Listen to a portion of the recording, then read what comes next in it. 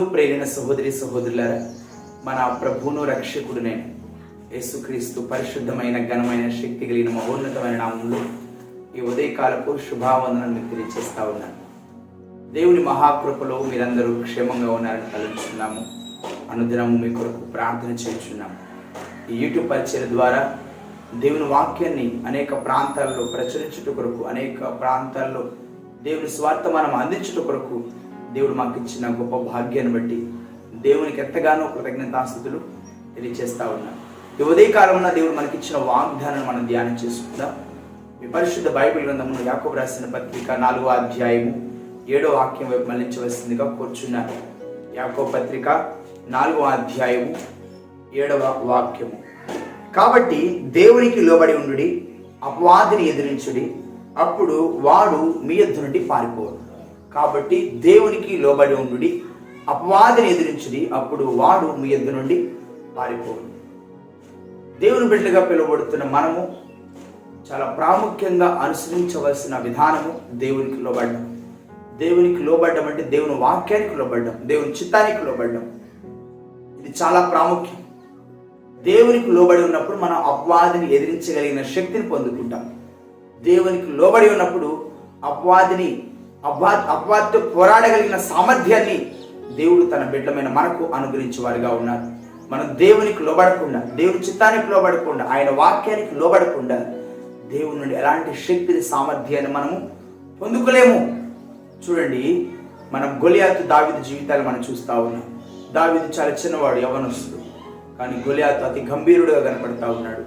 ఇజ్రాయేలు సైన్యం అంతా భయపడతా ఉన్నారు. సౌలు రాజుగా ఉన్న సౌలు భయపడతా ఉన్నాడు. ఎంతో పరాక్రమ కలిగిన వారు భయపడతా ఉన్నారు. యుద్ధ వీరులు భయపడతా ఉన్నారు. కానీ దావీదు దగ్గర భయం లేదు. ఎందుకు లేదంటే దేవునికి లోబడి ఉన్నవాడు మనుషులకు భయపడడు. దేవునికి లోబడి ఉన్నవాడు అపవాది అనుచరులను సహితం ఎంత ఈ లోకంలో భయంకరులైన, ఎంత సామర్థ్యము, శక్తి కలిగిన వారిని చెప్పుకుంటున్న వారైనా సరే వారిని కూడా ఎదిరించగలిగిన సామర్థ్యమును పొందుకున్న వారు ఉంటారు. యెహోవా యందు భయభక్తులు కలిగి ఉండుట బహుధైర్యము పుట్టించినని దేవుని వాక్యం సెలవిస్తూ ఉంది. దేవుని యందు భయభక్తులు కలిగి ఆయన చిత్తానికి, ఆయన మాటకు మనము దేవునికి విధేయత చూపించినప్పుడు, లోబడి ఉన్నప్పుడు మనం మనుషులకు భయపడమండి. మనుషులకు నువ్వు భయపడుతున్నావు అంటే దేవుని భయం నీలో లేదని. మనం దేవునికి భయపడినప్పుడు మనుషులకు భయపడము. దేవుని చిత్తానికి లోబడుతున్నప్పుడు, ఆయన మార్గం నడుస్తున్నప్పుడు, ఆయన వాక్యానికి లోబడుతున్నప్పుడు ఎలాంటి శ్రమలు ఎదురైనా మనం ధైర్యంగా పోరాడగలిగిన సామర్థ్యాన్ని మనం పొందుకుంటూ ఉంటాం. దేవునికి లోబడినప్పుడు ఎలాంటి ఆయుధాలు మనం ధరించుకుంటామో ఎఫెసీ పత్రిక 6వ అధ్యాయంలో మనం చూస్తూ ఉన్నాం. ఎఫెసీ పత్రిక 6వ అధ్యాయంలో సర్వాంగ కవచములు ధరించుకోవాలని వాక్యం. ఏది ఆయుధాలు ధరించుకొని మనం ఎలా పోరాడాలి, యుద్ధంలో పోరాడవలసిన వారంగా ఉన్నాం. మనం ఈ లోకంలో యుద్ధ భూమిలో ఉన్నాం. మనం పోరాడుతూనే ఉండాలి. అయితే మనంగా పోరాడలేము. మనకు శక్తి సరిపోదు, మనకు బలం సరిపోదు. తన బిడ్డలకు తన బలాన్ని ఇవ్వడానికి దేవుడు ఎల్లవేళ సిద్ధంగా ఉన్నారు. ఎవరైతే ఆయన మాటకు లోబడతారో, ఆయన చిత్తానికి లోబడతారో, ఆయనకు విధేయులుగా ఉంటారో, ఆయన ఎందుకు భయభక్తులు కలిగి ఉంటారో అటు వారందరికీ దేవుడు తన బలమును, శక్తిని అనుగ్రహించి అపవాదితో పోరాడగలిగిన సామర్థ్యాన్ని తన బిడ్డలకు అనుగ్రహించే వారుగా ఉన్నారు. కానీ విచారమైందంటే నేటి దినాల్లో క్రైస్తవులను పిలువబడుతున్న వారు, దేవుని బిడ్డలను చెప్పుకుంటున్న వారు దేవునికి లోబట్టలేదు, కానీ అపవాదికి లోబడుతున్నారు. దేవునికి లోబడండి, అపవాదిని ఎదిరించండి, అప్పుడు వాడు మీ ఎదురు నుండి పారిపోతాడని దేవుడు చెప్తా ఉంటే, దేవునికి లోబడకుండా అపవాదికి లోబడుతున్నాడు. మానవుడు అపవాదికి లోబడుతున్నాడు, దేవుని ఎదిరిస్తూ ఉన్నాడు, దేవుని నుండి దూరంగా పారిపోతా ఉన్నాడు. ఈ దినాన దేవుని బిడ్డగా పిలువబడుతున్న నువ్వు దేవునికి లోబడుతున్నావా, అపవాదికి లోబడుతున్నావా? ఎవరికి లోబడుతున్నావు? ఎవరి మాట ప్రకారం నువ్వు కొనసాగుతున్నావు? ఎవరి మాట ప్రకారం నువ్వు జీవిస్తున్నావు? చాలా ప్రాముఖ్యం. ఈ ఉదయకాల సమయంలో దేవుడు అపవాదిని ఎదిరించగలిగిన శక్తిని, సామర్థ్యాన్ని, ఆ బలమును నీకు ఇవ్వడానికి ఆయన సిద్ధంగా ఉన్నారు. అయితే నువ్వు ఆయన మాటకు లోబడగలవా? ఆయనకు విధేయత చూపించగలవా?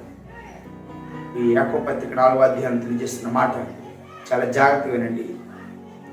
6వ వచనం చూస్తున్నప్పుడు, ఆయన ఎక్కువ కృపనిచ్చును, అందుచేత దేవుడు అహంకారులను ఎదిరించి దీనులకు కృపను అనుగ్రహించును లేఖనము చెప్పుచున్నది. కాబట్టి దేవునికి లోబడి ఉండండి.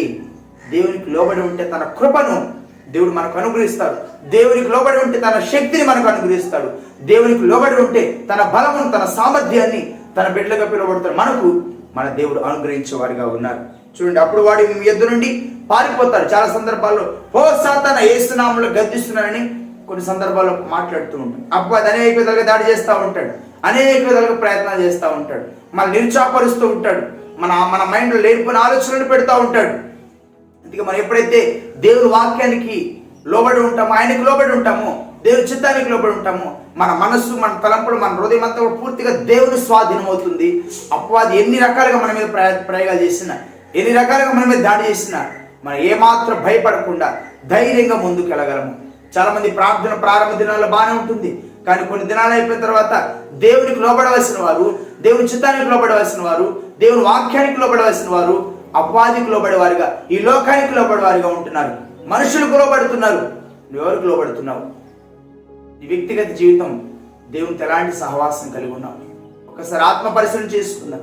ఒకవేళ దేవునికి నువ్వు దూరం అయిపోయి ఉంటే ఈ ఉదయకాలంనైనా, అయ్యా ఇంతకాలం నేను మనుషులకు లోబడుతూ వచ్చాను, ఇంతకాలం నేను అపవాదికి లోబడుతూ వచ్చినాను, మీ వాక్యాన్ని నేను పెడచూరు పెడుతూ వచ్చినాను, మీ మాటకు లోబడకుండా ఉండి వచ్చినాను, నాకు నచ్చినట్టు నేను జీవిస్తూ వచ్చినాను, మిమ్మల్ని ఎదిరించానయ్యా, అయినా మీరు నాకు శక్తిని ఇస్తే అపవాదిని ఎదిరించమని మీరు చెప్తా ఉంటే నేను మిమ్మల్ని ఎదిరించాను, నన్ను క్షమించు, నన్ను మన్నించిన ఆయన, నాకు మీ శక్తి కావాలి, నాకు ఈ బలం కావాలి, నేను బలహీనురాలను అయిపోయాను, నీ శక్తిని నాకు తెచ్చాను, ఇక్కడ నుంచి నీకు లోబడతానయ్యా. వినయం కలిగిన ఆయన వర్ధనం చేస్తాడు. తన కృపను మనకు అనుగ్రహించేవారుగా ఉన్నారు. దేవుని మాటకు లోబడదాం, ఆయన చిత్తానికి లోబడదాం, ఆయన మాటకు నడుద్దాం. అపవాదిని ఎదిరించగలిగిన శక్తి సామర్థ్యాలను మనము పొందుకుందాం. తల వంచండి, ప్రార్థన చేసుకుందాం.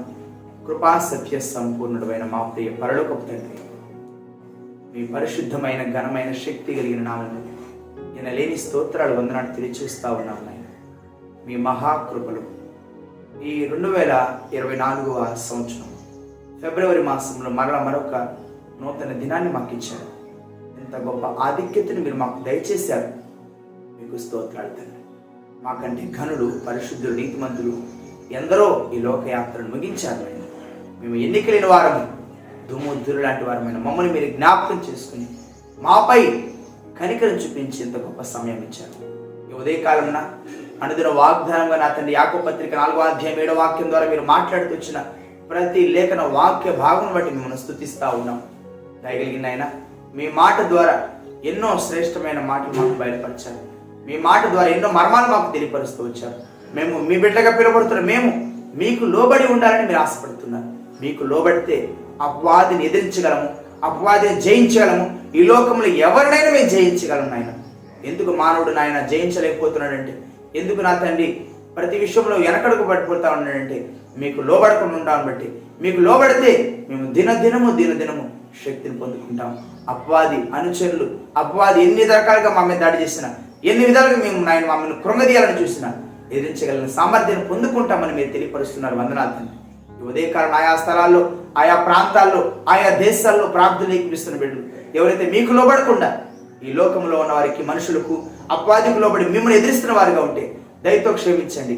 ఇక్కడి నుంచి మీకు లోబడి మీ నుండి పరిపూర్ణమైన శక్తిని, సామర్థ్యాన్ని, బలాన్ని పొందుకొని అపవాది తంత్రం ఎరిగి వాడిని ఎదిరించగలిగిన సామర్థ్యాన్ని పొందుకునే కృపనివ్వమని దయగలిగిన ఆయన ఈ దినమంతి మీ సన్నిధి మీ కాపుదల మాతో ఉంచమని, బలహీనలో ఉన్న ప్రతి బిడ్డను మీరే బలపరచమని, మీ ఆత్మతో మీ శక్తితో మమ్మల్ని నింపి మా ప్రతి అడుగులో ప్రతి ఆలోచన మీరు మాతో ఉండమని, మా నోటి మాటలు మా హృదయ ధ్యానమును మీ దృష్టికి అంగీకార యోగ్యంగా మార్చమని మా ప్రభుని మీ ప్రియకుమారుడైన యేసుక్రీస్తు పరిశుద్ధమైన ఘనమైన నామములో స్తుతించి ప్రార్థించి వేడుకుంటున్నాం తండ్రి. ఆమేన్. మన తండ్రి అయిన దేవుని నుండి, మన ప్రభువుని రక్షకుడినైన యేసుక్రీస్తు వారి నుండి కృపయు, కనికరమును, సమాధానం, నిరంతరమైన క్షేమాభివృద్ధి సదాకాలం మనందరికీ తోడై ఉండి కాపాడును గాక. ఆమేన్. ప్రభు పేరిట మీ అందరికీ వందనములు. దేవుడు మిమ్మల్ని దీవించి ఆశీర్వదించును గాక. ఆమేన్.